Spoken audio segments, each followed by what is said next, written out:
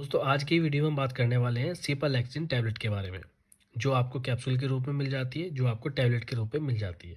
इस टैबलेट का इस्तेमाल आप किन किन बीमारियों में कर सकते हैं और इस टैबलेट के क्या साइड इफ़ेक्ट होते हैं, इस टैबलेट को लेने से पहले आपको क्या सावधानी रखनी चाहिए। दोस्तों ये टैबलेट जो होती है एक एंटीबायोटिक दवा होती है, जो सेफ्लोस्पिन एंटीबायोटिक ग्रुप की एक दवा होती है। ये टैबलेट क्या करती है, ये टैबलेट आपकी बॉडी में किसी भी प्रकार के बैक्टीरिया के कारण होने वाले इन्फेक्शन को रोकने का काम करती है। जैसे क्या होता है, कभी कभी क्या होता है, कुछ पेशेंट को फेफड़ों में इन्फेक्शन हो जाता है, जैसे नमोनिया हो जाता है, तो उस कंडीशन में आप इस टैबलेट को दे सकते हैं। अगर आपके कानों में किस तरह का इन्फेक्शन हो रहा है, आपके कान बह रहे हैं या उसमें ज़्यादा इन्फेक्शन हो रहा है, तो उस कंडीशन में भी आप इस टैबलेट को दे सकते हैं।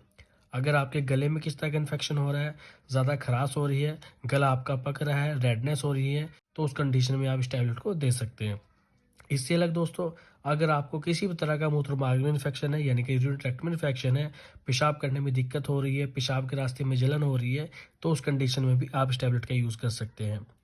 कुछ पेशेंट ऐसे होते हैं जिनको स्किन का इन्फेक्शन हो जाता है, त्वचा पर, या तो उनको कोई फंगल इन्फेक्शन हो जाता है, तो उस कंडीशन में भी आप इस टैबलेट का यूज़ कर सकते हैं। या सॉफ्ट टिश्यूज में इन्फेक्शन हो जाता है, तो ऐसी कंडीशन में आप इस टैबलेट को दे सकते हैं। अगर आपका किसी भी एक्सीडेंट के कारण या बोन और जॉइंट में इन्फेक्शन हो रहा है, या किसी भी आपको चोट के कारण आपकी जो हड्डियाँ होती है वहाँ पर आपको इन्फेक्शन हो जाता है, तो उस कंडीशन में भी आप इस टैबलेट को दे सकते हैं। तो इन सभी कंडीशन में दोस्तों आप इस टैबलेट का यूज़ कर सकते हैं। दोस्तों अब बात करते हैं इस टैबलेट को लेने के बाद आपको क्या साइड इफ़ेक्ट हो सकते हैं। देखो दोस्तों, कभी-कभी क्या होता है, इस टैबलेट को लेने के बाद आपको पेट में दर्द हो सकता है, आपका जी कच्चा हो सकता है, आपको डायरिया जैसी समस्या बन सकती है, यानी कि आपको दस्त जैसी समस्या बन सकती है। इससे आपको कभी-कभी उल्टी की भी शिकायत हो जाती है। लेकिन ये साइड इफ़ेक्ट जो होते हैं कुछ समय के लिए होते हैं। इनको ठीक करने के लिए आपको किसी और दवा की ज़रूरत नहीं होती।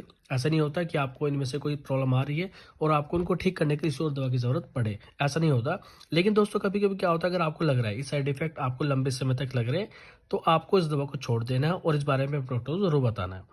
दोस्तों अब बात करते हैं इस टैबलेट को लेने से पहले आपको क्या सावधानी रखनी होती है। देखो दोस्तों, क्या होता है, कभी-कभी अगर आपको इस दवा से पहले से कोई एलर्जी है, पहले आप इस टैबलेट खा चुके हैं और आपको इस दवा से कोई एलर्जी है, तो उस बारे में आपने अपने डॉक्टर्स को ज़रूर बताना है।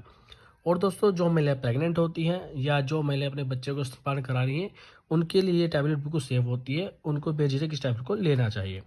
और दोस्तों अगर आपको कोई लीवर से जुड़ी बीमारी है, या किडनी से जुड़ी बीमारी है, या आपको हार्ट से जुड़ी बीमारी है, तब आपको इस टैबलेट को बिना डॉक्टर की सलाह के नहीं लेना होता। आपको ये बातें ध्यान रखनी होती है।